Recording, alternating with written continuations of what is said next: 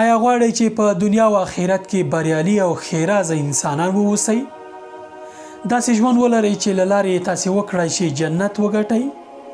راځئ د بریا په اړه څلورې مهمې خبرې درته کوم. څلور ارکانونه دي چې یا څلور مهم لاملونه دي چې تاسې په دنیا او آخرت کې بریالي کولی شي. الله تعالی په والعصر صورت کې په زمانه باندې قسم کوي چې انسان په تاوان کې دی. والعصر زما د په زمانه قسم وي، ان الانسان لفی خسر، بشک انسان په تاوان کې دی. مګر له دغه تاوان نه هغه کسان مستثنا دي چې دغه څلور کارونه کوي. څلور لاملونه دي چې انسان په بریالی کېدی شي.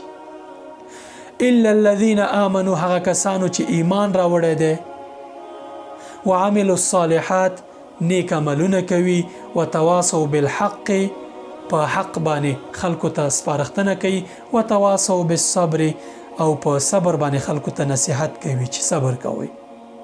دغه څلور لاملونه انسان بریالی کولی شي. د دې مبارک صورت په پیل کې په زمانه باندې قسم د انسان لپاره د بریا په څلورو ارکانو باندې مهم ټینګار دی. لومړی رکن ایمان راوړل دي، رښتینې توګه مسلمان اوسېدل دي، مؤمن اوسېدل دي. دویم رکن نیک عملونه دي. معموي نیک عملونه یوازې دا نه دي چې تاسې لمونځ وکړئ، زکات ورکړئ، حج وکړئ او یا نور، بلکې نیک عملونه دا هم دي چې تاسې و مسلمان سره مرسته وکړئ، ښه اولاد تربیه کړئ، میرمنې سره ښه چلند وکړئ، له نورو مسلمانانو سره مالی کومک وکړئ، صدقه ورکړئ. د دې ترڅنګ د انسانانو سره په خوش اخلاقۍ چلند وکړئ، دروغ ونه وایئ، حرام ونه خورئ او رشوت هم وانه اخلئ.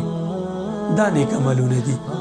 د بریا دریم رکن حق سره سپارښتنه ده. د حق توصیه کول دي. د حق توصیه کول دا دي چې تاسې د الله تعالی لارې ته خلک دعوت کړئ، یو آیات یا یو حدیث خلکو سره شریک کړئ، هغه څه باندې چې تاسې پوهیږئ نورو ته یې ورسوئ. دا هم د حق سپارښتنه او دعوت دی چې تاسې یو دینی ویډیو وګورئ، خپل اولادونو، خپلو میرمنو او یا نورو مسلمانانو سره یې شریکه کړئ. په خواله رسنیو باندې فیسبوک، ټویټر یا نورو باندې یې له خلکو سره شریکې کړئ. دا هم دعوت دی او د حق سپارښتنه ده. د بریا څلورم رکن په صبر سره سپارښتنه ده. کله چې یو انسان غم ولري، مصیبت پرې راغلی وي، ته ورته سپارښتنه وکړي چې په داسې حالاتو کې زغم ولره، الله تعالی به درته یوه لاره پیدا کړي.